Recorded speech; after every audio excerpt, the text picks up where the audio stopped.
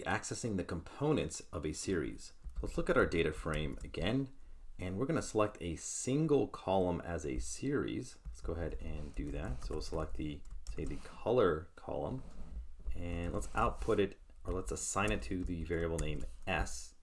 So here we've accessed this color column. Now, one important thing to note here is that whenever you select a single column from a data frame, the index comes along with it. Even though you didn't select the index specifically, we selected the column color, but it still has these same labels attached to it. So it doesn't result or revert back to the default index. That's a very important thing to note.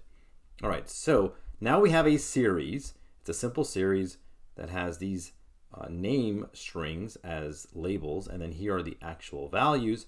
Well, we can select the two components of a series. So there are no columns, but there is an index. So it's going to be the exact same index as the data frame.